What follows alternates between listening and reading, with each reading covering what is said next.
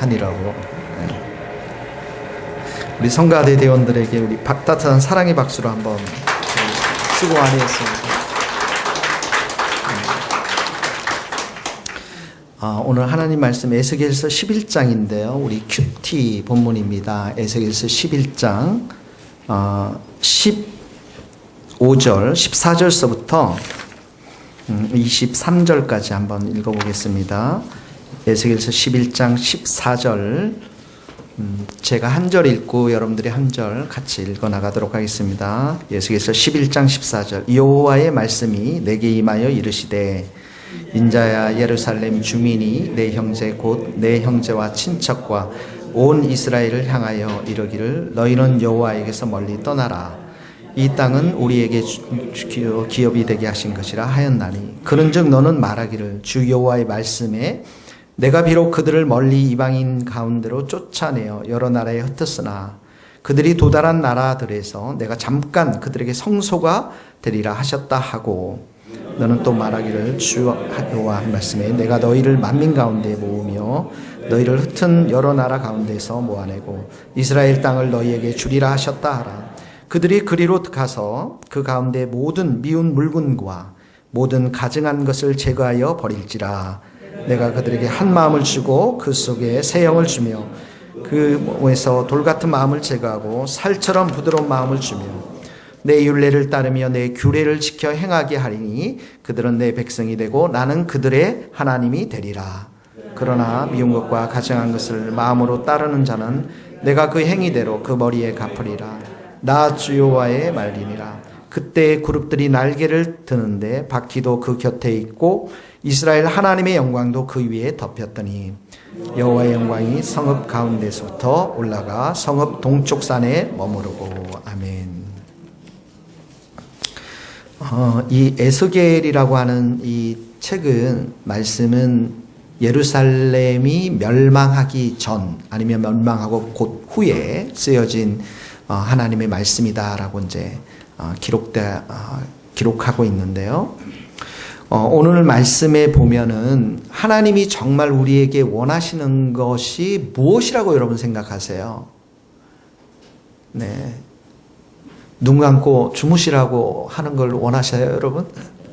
하나님이 정말 원하시는 것은 하나님을 사랑하고 그리고 하나님의 말씀을 따라서 우리가 살아가기를 원하시는 것이죠. 네.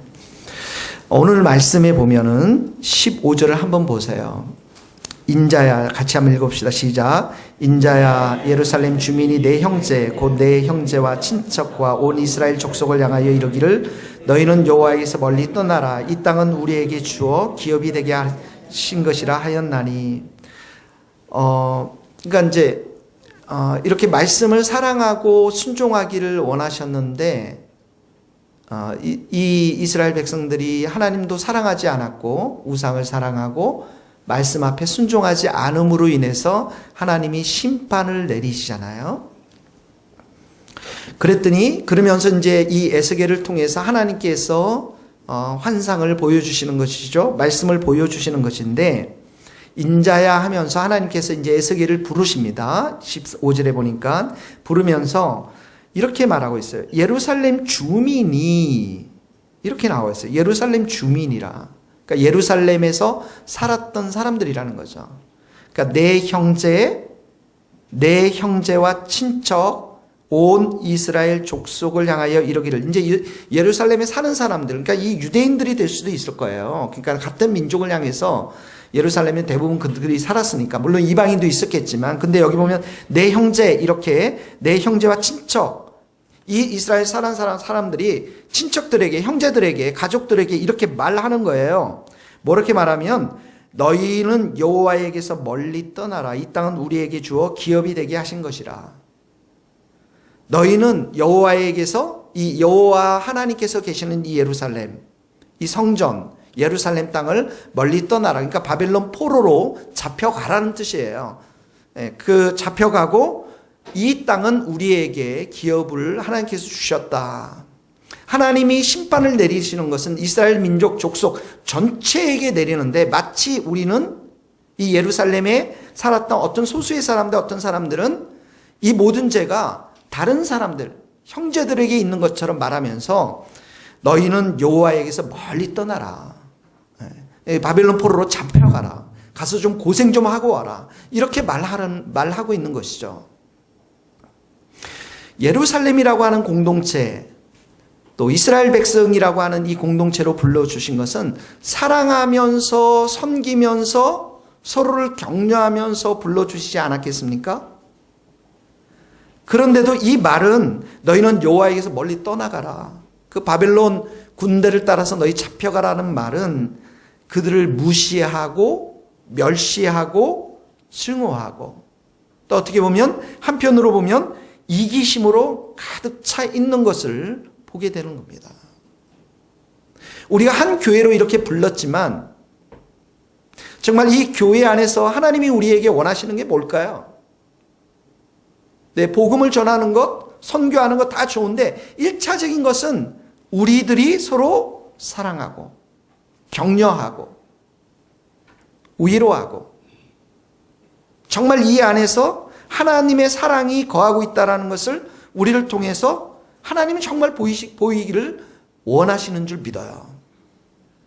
그런데 교회가 있을 때마다 늘 이런 이기심과 다른 사람을 무시하고 멸시하는 그런 마음으로 인해서 교회는 너무나도 분열들이 많았어요.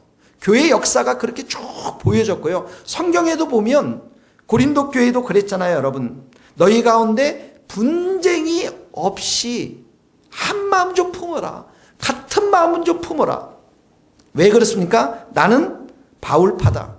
나는 아볼로파다. 나는 게바파다. 게바라는 게 이제 베드로죠. 나는 그리스도파라. 파들이 많았잖아요. 그러면 아볼로파에서 볼 때 게바파는 어떻게 해요? 무시하게 된단 말이죠. 멸시하게 된다, 멸시받게 된단 말이죠. 멸시한단 말이죠. 이런 것들이 공동체 안에서 이 고린도 교회 안에서도 가득 차 있었다라는 것입니다. 그러면서 바울이 얘기하는 교회라는 것은 뭐냐?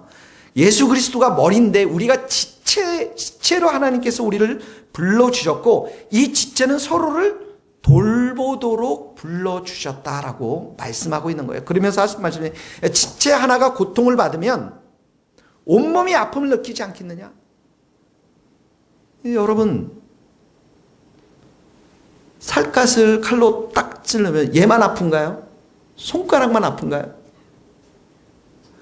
제가 어렸을 때 웅변을 잘했어요, 여러분. 그 상을 받았단 말이죠. 그러면 그 상이 입만의 영광인가요? 전체가 영광이잖아요. 전체가 몸이 아픈 거잖아요. 이것이 바로 이 교회의 모습이라는 거예요. 그래서 우리 안에 이 말씀을 통해서 너희는 여호와에게서 멀리 떠나가라. 아주 무시하고 멸시하고 이런 말들. 빌립보 교회를 한번 보세요. 빌립보 교회도 양대 산맥의 여자 리더십이 있었다고요. 순두개와 누구죠? 유오디아, 유씨하고 순씨하고. 굉장히 부드러운 성들인데 착한 성들이었는데도 양대 산맥이 있었어요. 그러니까 바울이 얘기하는 건 마음을 같이하여 한 마음을 품어라. 모든 일들 다툼이나 허용으로 하지 말라. 같은 마음을 품고 격려하며 위로하며 사랑하며 섬기며 너희가 이 공동체를, 빌립보 공동체를 세워가라고 말씀하는 거죠.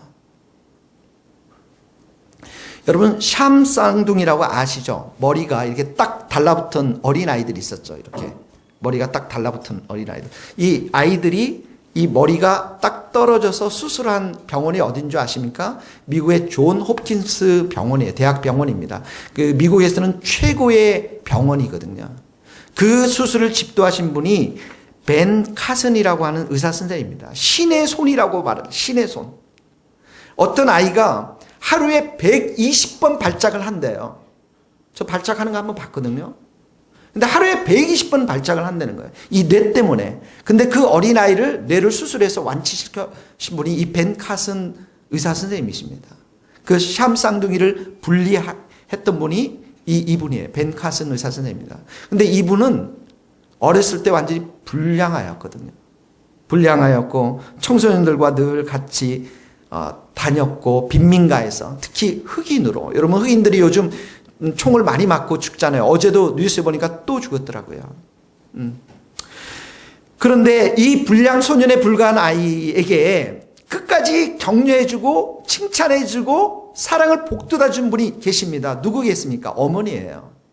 어머니께서 이 벤 카슨 의사 선생님에게 너 정말 할 수 있다. 너 정말 하나님 앞에서 귀하게 네가 쓰임받을 수 있다. 너는 정말 무엇이든지 네가 노력하면 충분히 할 수 있는 아이야라는 것을 끊임없이 용기와 격려를 해주면서 이 벤 카슨 의사 선생님이 미국에서 가장 좋은 미시간 의대를 졸업하고 이 존 홉킨스 대학 병원에서 그 소아신경외과 의사로서 일을 하고 있는 것이죠. 사람이 성공한 사람의 배경에는 반드시 성공을 불어넣어준 사람들의 격려와 말이 있습니다. 행복한 사람들의 배경에는 그 행복을 만들어주는 사람들의 격려와 말이 있다라는 거예요. 그래서 성경은 끊임없이 우리 예수님을 믿은 자들에게 말에 대해서 이야기하면서 비방하지 말라. 서로 비방하지 말라. 서로 친절하며 서로 불쌍히 여기고 서로 용서하기를 하나님이 너희를 용서한 것처럼 용서하라.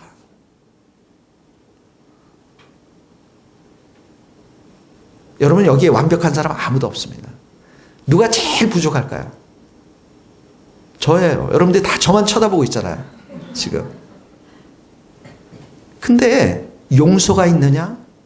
정말 불쌍히 여기는 마음이 있느냐? 서로 친절한 마음이 있느냐? 이 차이입니다. 이 공동체가 아름답게 서나갈 수 있는 것. 너희는 여호와에게서 멀리 떠나가라. 가서 실컷 고생해봐라. 가서 실컷 너희들 포로로 잡혀가봐라. 그런 저주하는 말이 아니라 너희는 하나님께 더욱 가까이 갈지어다. 하나님께 가는 것이 너희 인생 가운데 복이 있는 것이란다. 지금 힘들고 어렵지만 이렇게 포로로 잡혀갈 수밖에 없지만 우리가 헤어질 수밖에 없지만 그러나 하나님께 더 가까이 나아가고 하나님을 사랑하고 하나님을 의지하면 하나님이 반드시 은혜를 주실 거야. 이런 격려가 그 예루살렘 성 안에 가득 넘쳐야만 하나님 우리에게 그런 것을 우리에게 원하시는 줄 믿습니다. 자, 예루살렘 거주한 사람들이 이스라엘 백성들 잡혀가는 사람들이 이런 말을 했어요. 근데 하나님은 어떻게 생각하셨을까? 이 말에 대해서 16절 한번 읽어봅시다. 그런즉 시작. 그런즉 너는 말하기를 주 여호와의 말씀에 내가 비록 그들을 멀리 이방인 가운데로 쫓아내어 여러 나라에 흩어졌으나 그들이 도달한 나라들에서 내가 잠깐 그들에게 성소가 되리라 하셨다. 자, 누가 쫓아냈습니까? 하나님이 쫓아냈어요. 죄 때문에 쫓아내어 여러 나라에 흩으셨어요. 그런데 하나님 뭐라고 말씀하십니까? 그들이 도달한 나라들에서 어떻게 한다고요? 내가 그들이 잠깐 그 포로로 있는 동안에 성소가 되어주리라. 이렇게 말씀하세요. 제가 이제 셋째거든요. 제가 셋째인데 위에 뒤에 누님이 있습니다. 위로. 누님들이 아주 세요. 그래서 제가 엄청 많이 맞고 자랐거든요. 특히 큰 누나한테 많이 맞았는데 하여튼 실컷 맞고요. 또 꼭 뒤돌아서서는 과자를 사줘요. 그 미묘한 거죠. 울면서도 내가 맞으면서도 결말은 과자를 또 사줘요. 하나님의 마음이 이런 마음이 아닐까. 때리는데 아주 이 죄 때문에 이걸 정말 때려버려요. 그냥 막 때리는데 결론은 뭐예요? 측은지심이 있는 거죠. 불쌍히 여기는 마음이 있는 거예요. 사람은, 교회는 이런 하나님의 긍휼 때문에 살아가는 거예요. 우리가 뭐 잘나서 우리가 막 절대 그렇지 않습니다.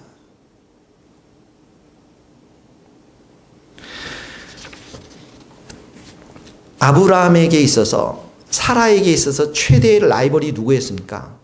하시 집안의 하갈이었잖아요. 하갈. 이 하갈이 여종이었잖아요. 사라가 잉태하지 못하니까 하갈이 어떡합니까? 아브라함이랑 동침하죠. 그러니까 이 사라의 마음이 어떻습니까?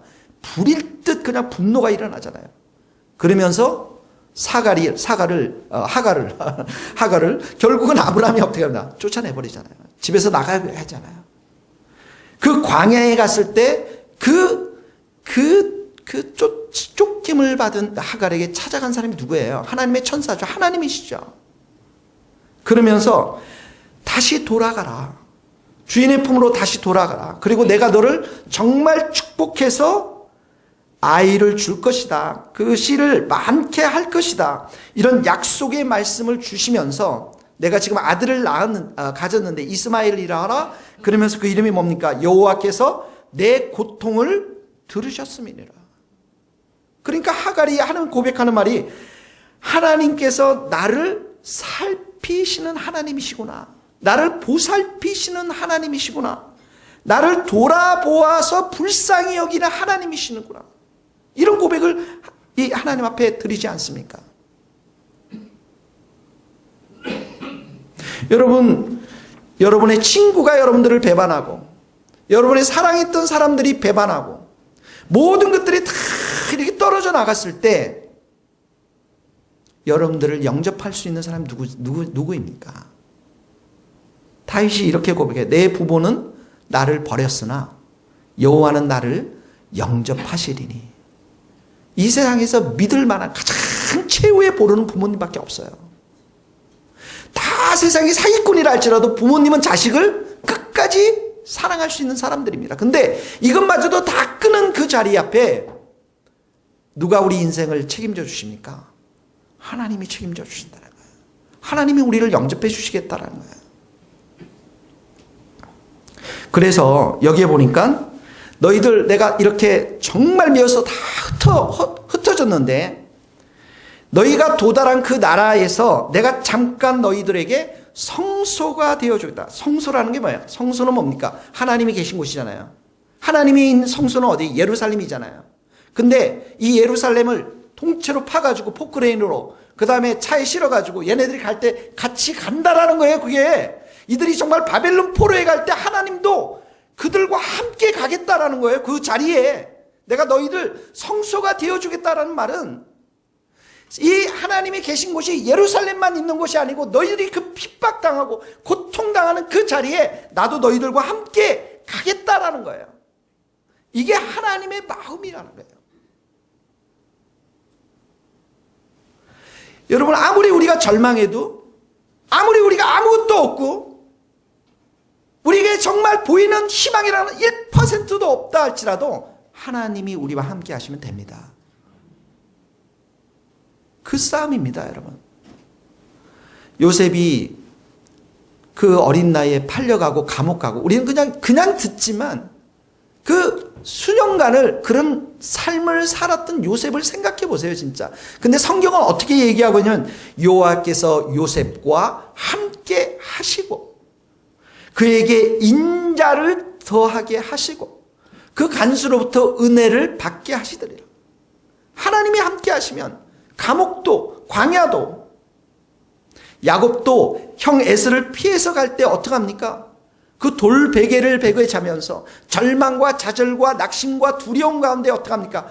꿈에 하늘의 문이 열리지 않습니까? 하나님을 만나지 않습니까? 하나님께서 약속하지 않습니까? 내 자손 땅의 티끌처럼 될 것이고 내 자손들이 복에 복을 받을 것이고 내가 너와 항상 함께 있으며 내가 어디로 가든지 너를 지키며 내가 내게 허락한 것을 다 이루기까지 너를 결코 떠나지 아니하리라.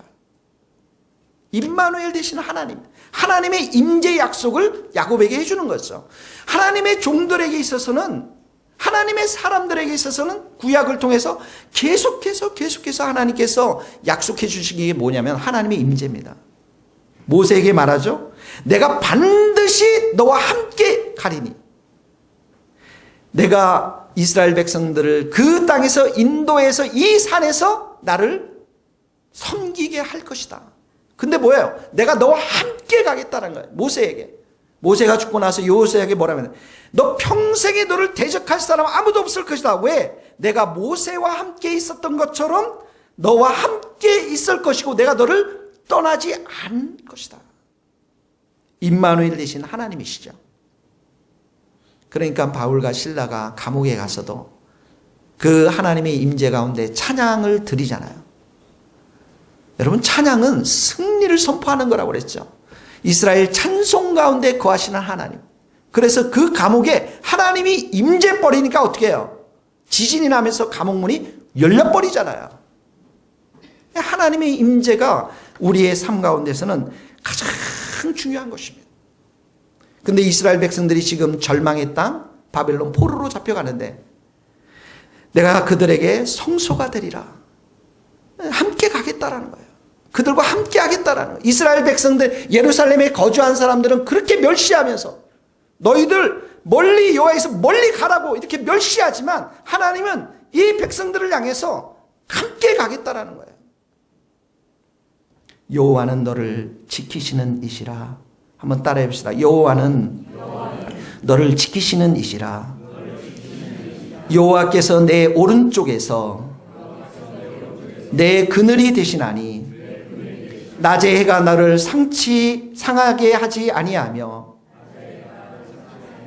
밤에 달도 너를 해치지 아니하리로다. 여호와께서 너를 지켜 모든 환난을 면하게 하시며 내 영혼을 지키시리로다. 여호와께서 너의 출입을 지금부터 영혼까지 지키시리로다. 믿습니까, 여러분? 하나님이 우리와 함께 하시는 거 꼭 믿으시길 바랍니다. 여러분, 하나님의 영이, 하나님이 우리의 삶 가운데 하나님의 임재로부터 떠나버리면 우리는 아무것도 할 수가 없어요. 그게 가장 무서운 것입니다. 사울에게 있어서 보세요. 사울이 하나님의 영, 여호와의 영이 사울에게서 떠났을 때 어떡합니까? 악령이 임합니다. 사울을 하나님께서 사울을 떠나서 다윗과 함께 하니까 사울이 다윗을 어떡합니까? 두려워했습니다. 사울이 하나님의 영이 떠나니까 수금을 켜는 그 다윗을 향해서 단창을 집어들고 어떡합니까? 죽이려고 했습니다.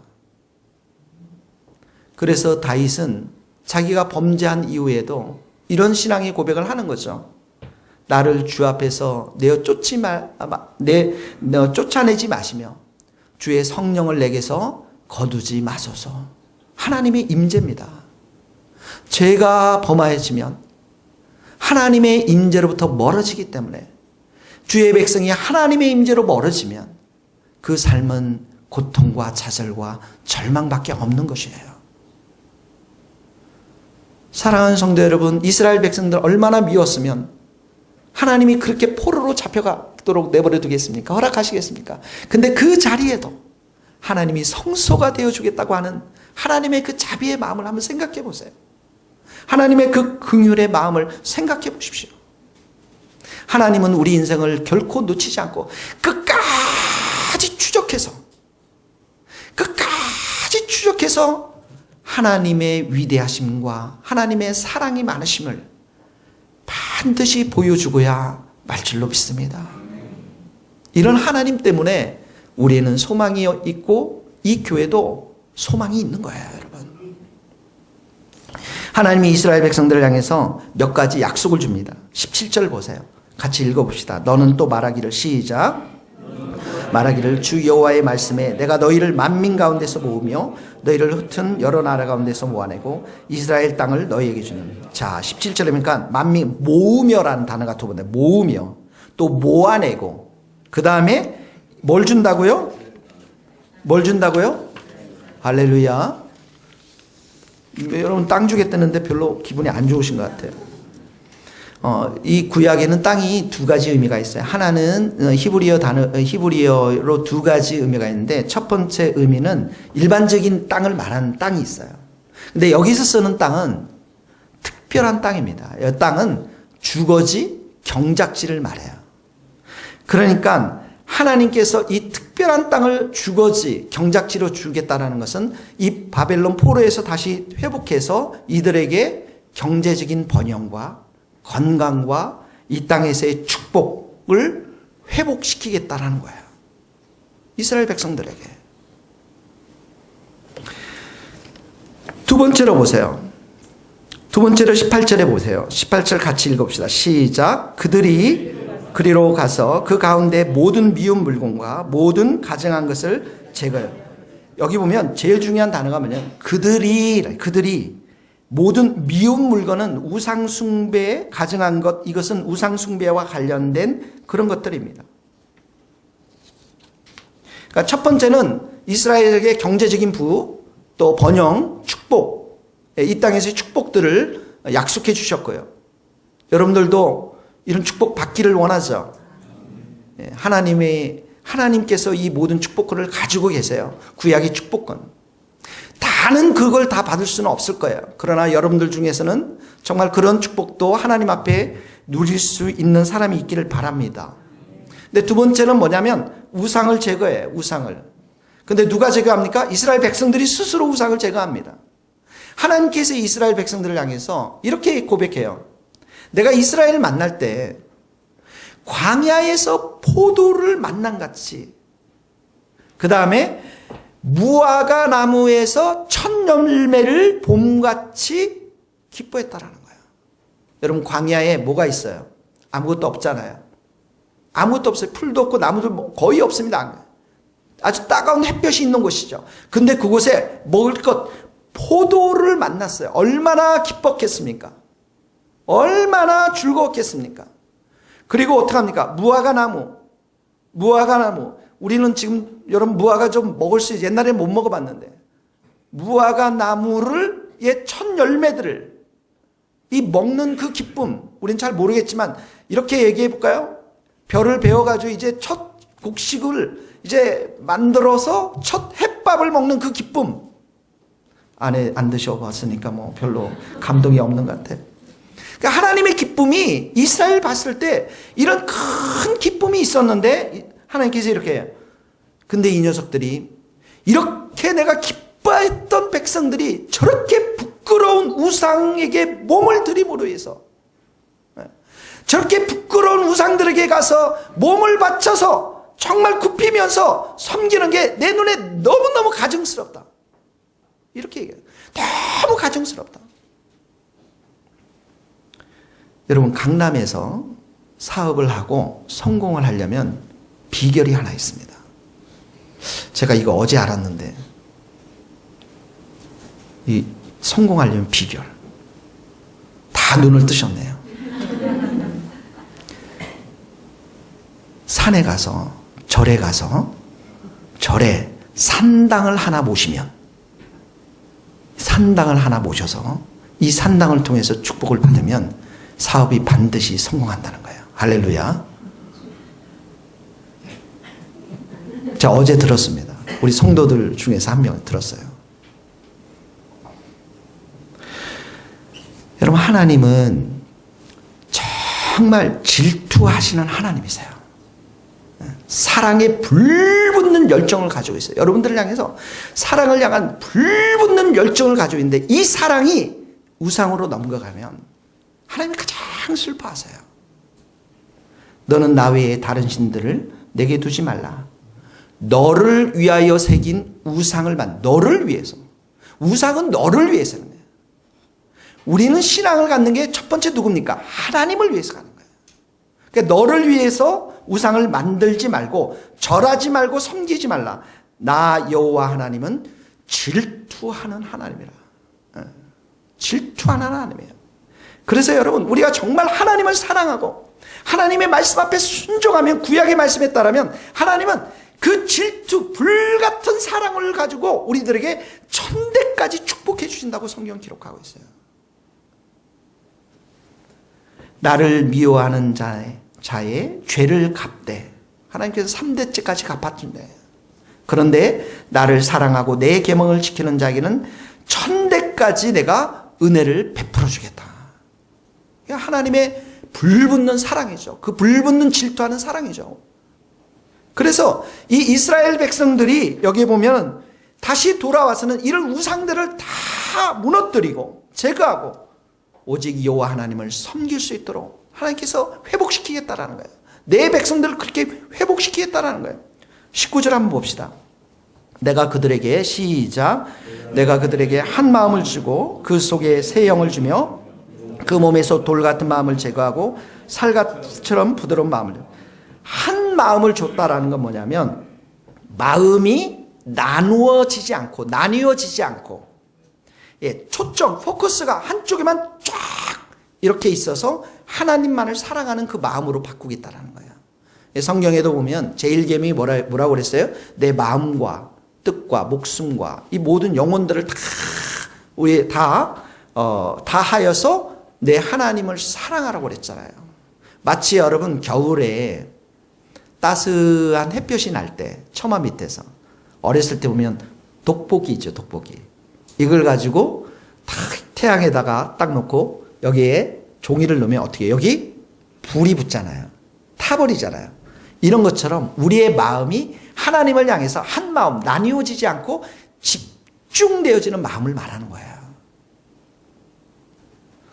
여러분 우리가 이제 결혼한 사람들은 다 알지만 그래도 우리 한때 내가 이 사람밖에 없다라는 그 고백을 통해서 여러분 결혼했잖아요. 다 전설의 고향이 돼서 잊어버렸나요? 내가 옆집에 이 사람도 좋고 뒷집에 저 여자도 좋고 앞집에 이 사람도 좋고 그러면 어떤 사람이 이 사람과 결혼할 마음이 있겠습니까?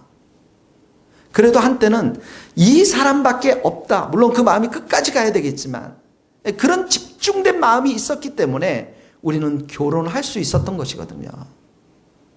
그 집중을 말해요. 한 마음이라는 게. 그 다음에 두 번째는 뭘 준다고요? 새 영을 주며. 새 영이 뭡니까? 이령 집사님 딸 새 영이 아니고요. 새 영은 성령을 말해요.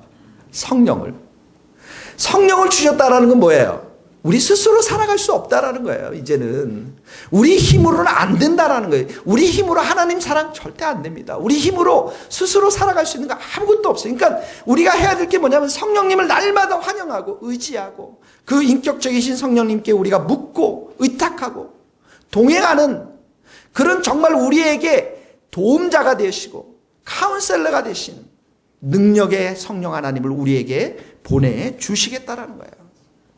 그래서 성령께서 우리 안에 들어오셔서 우리의 마음을 다스리고 주장할 때만이 우리는 이 땅 가운데서 아주 프레시하게 기쁨으로 살아갈 수가 있는 거예요, 여러분.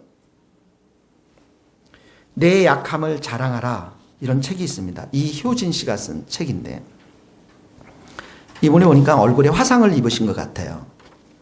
근데 이제 집회에 참석해가지고 은혜를 크게 받았는데 성령께서 그냥 이 자매에게 완전히 충만히 임재해 왔는데 그 성령께서 임재할 때 자기가 어렸을 때 그 다쳤던 얼굴의 화상 때문에 놀림을 받았던 것들, 슬펐던 것들, 그 다음에 선생님과 어른들로부터 동정적인 그 말들을 들었던 것들, 또 상처, 기억 이런 것들이 막 순식간에 막 그 솟아나면서 이 배에서부터 울음이 막 터져나오기 시작했습니다. 근데 그 집회인데 집회 앞에서 이 자매가 막 큰 소리로 우는데 성령님께서 완전히 그 상황을 이 자매를 정말 장악하면서 그런 것들을 보게 하니까 30분 동안을 막 대성통곡을 그 자리에서 한 거예요. 30분 동안. 그리고 나서 그 마음에 아주 세미한 주님의 음성이 들렸는데 너무나도 선명한 음성이었다라는 거죠. 이런 음성이 들렸다고 합니다. 효진아, 사랑한다. 내가 너를 사랑한다. 두려워 말고 놀라지 말거라. 강하고 담대하여라. 내가 세상 끝날까지 너와 함께 할 것이다. 처음 들어보는데 너무 분명한 음성이어서 처음엔 이게 뭐지? 마치 이 마이크에서 말하는 것처럼 너무 분명한 목소리여서 이게 뭘까 했을 때 그 순간에 성령님께서 내 마음 가운데 찾아오셨구나. 그때 이후에 정말 하나님이 주시는 평안, 하나님이 주시는 기쁨, 늘 성령님과 동행하는 삶들, 이것이 얼마나 내 삶 가운데 축복된 삶인가를 그 책에 기록된 것들을 보게 되었습니다. 여러분, 성령님께서 우리 가운데 오시면 우리의 마음을 만져줍니다. 거기 한번 보세요. 19절을 보세요. 새 영을 주며 그 몸에서 뭘 같은 마음을 제거한다고요? 돌 같은 마음, 그 다음에 살처럼 부드러운 마음. 여러분 한번 손을 한번 들어보세요. 마음을 만져보세요. 돌이에요? 아니면 이 부드러운 정말 살 같은 마음이에요, 여러분? 한번 만져보세요. 이 성경에서 돌 같은 마음은 아주 완고한 것. 성경에 보니까 이런 말이 있어요. 이사야에 보니까 이스라엘 백성들 표현할 때 완고하고 내 목은 쇠의 힘줄 같다. 이 목을 쇠로 딱 버티게 하는 힘줄. 뻣뻣하다는 거예요. 그리고 이런 표현도 있어. 그 마음이 금강석 같아서 하나님 말씀은 통들어. 금강석이라는 거 뭐예요? 이 강한 것 중에서 돌 중에서도 가장 강한 게 금강석 아닙니까? 안 들어가. 하나님의 말씀이 안 들어가는 거예요. 로마서에 보면 내 고집과 회개하지 아니한 그 마음, 완고한 마음으로 인해서 진노의 날에 진노를 내가 쌓고 있는구나, 이런 말씀이 있거든요. 그러니까 이 돌 같은 마음은 아주 죄악으로 가득 차서, 교만함으로 가득 차서 하나님의 말씀의 씨앗이 전혀 들어가지 않는 거예요. 집회 때 이제 기도를 해보면 재미있습니다. 정말 기도하고 온유하고 부드러운 마음을 기도하면은 이 안에 성령께서 만지세요. 만지십니다. 근데 돌 같은 사람을 놓고서 기도하잖아요. 아무런 반응이 없어요. 정말 반응이 없어요. 그리고 임종 전에도 그 자녀들이 아버지 아멘 한 번만 하세요. 예수님 아멘 절대 안 합니다. 절대 안 해요. 한 번은 제가 지방에 가서 장례식 예배를 드렸는데 그 집안에 이분 혼자 믿어요. 이분 혼자 하고 저쪽에 형제 자매들 뒤에 딱 앉는데 다 불교 신자들이에요. 정말 그 사람들 앞에서 말씀을 전하는데 돌이에요. 돌. 진짜 돌이에요. 하나님의 말씀의 씨앗이 전혀 먹혀 들어가지 않는다. 이 돌 같은 마음. 근데 이 마음이 어떡합니까? 살처럼 부드러운 마음을 줘요. 이 부드러운 마음이라는 게 뭐냐면 상한 심령을 말합니다. 상하고 통회하는 마음을 말해요. 하나님 앞에서 겸손한 마음들. 그래서 하나님께서 정말 그 마음이 가난하고 심령이 통회하면서 내 말에 대해서 떠는 자들은 내가 그들을 돌봐주겠다. 성경이 이렇게 얘기했어요. 이사야서 66장에.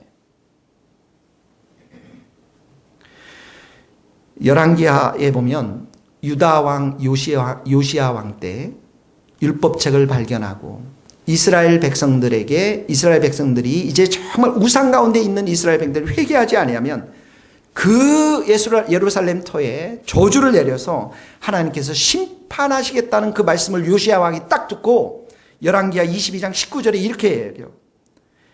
한 말을 내가 듣고 마음이 부드러워져서 여호와 곧 내 앞에서 겸비하여 옷을 찢고 통곡하였으므로 나도 내 말을 들었노라. 그래서 하나님의 심판이 요시야 때는 이루어지지 않습니다.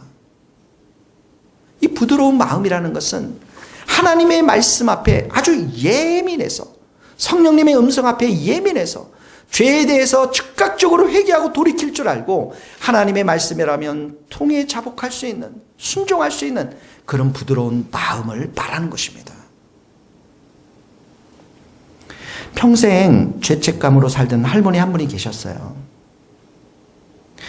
이분이 17살에 시집을 갔는데 이제 남편이 만주로 징용이 되어서 가게 되었는데 가시기 전에 이제 같이 살면서 아기를 갖게 되었습니다. 아기를 갖고 남편이 이제 만주로 떠났으니까 임신한 채로 친정에 들어간 거예요. 그런데 그 당시는 너무 어려워서 나무 껍질을 벗겨 먹던 어려운 시절이었거든요. 그 아기를 낳아서 보니까 쌍둥이였어요. 친정들 식구들의 눈치를 봐야만 되고 두 아이에게 충분히 젖을 줄 수가 없어서 결국 그 한 아이는 죽게 됩니다. 옛날엔 그런 일들이 있잖아요, 여러분. 저는 이런 얘기를 가끔씩 들었어요. 그 할머니는 하나님 앞에 가면, 교회 오면 이 죄를 어떻게 할까 하면서 평생 죄짐을 지고서 살았는데 어느 날 목사님께서 말씀하셨습니다. 하나님은 예수님을 통해서 자식 죽인 어미의 죄를 회개하면 용서하십니다. 그 죄를 기억하시지도 않으십니다. 그리고 정말 회개하면 모든 죄를 다 용서하시고 할머니를 하나님의 자녀로 삼아 주실 줄 믿습니다. 이 말씀을 들으면서 할머님이 대성통곡하고 정말 회개하고 심령이 통해 자복하며 그리고 그 마음 가운데 그 웃음을 되찾고 기쁨을 되찾는, 여러분 천국에 가면 죄가 가려지고 깨끗한 것이 얼마나 큰 축복인지 우리는 그때 가면 깨달을 겁니다. 물론 이 땅에 살면서 물질도 귀한 복이고 성공도 귀한 복이고 모든 건강도 다 귀하지만 가장 큰 복은 죄사함의 은총을 덧입는 걸로 믿습니다. 죄가 용서를 받는 거예요. 이것이 바로 가장 큰 축복인 것입니다. 여러분, 하나님은 이렇게 하나님만을 사랑하는 한 마음을 주시고 성령을 주시고 부드러운 마음을 주셔서 어떻게 하십니까? 뒷장을 읽어봅시다. 20절 같이 한번 읽어봅시다. 20절 내 율례를 시작. 내 율례를 따르며 내 규례를 지켜 행하게 하리니 그들은 내 백성이 되고 나는 그들의 하나님의 말씀 앞에 순종하는 자녀들, 정말 하나님을 사랑하는 자녀로 내가 만들겠다라는 거예요. 이게 하나님의 의지요, 하나님의 꿈이요, 비전이라는 것이죠. 사랑하는 성도 여러분, 이런 하나님의 마음을 여러분 우리도 같이 깨닫고 우리의 삶 속에서 이런 성령님을 늘 환영하고 주님을 사랑하고 주님의 말씀 앞에 순종하는 우리 모든 성도들이 될 수 있기를 주님의 이름으로 축복합니다. 우리 한번 같이 찬송 한번 부르면서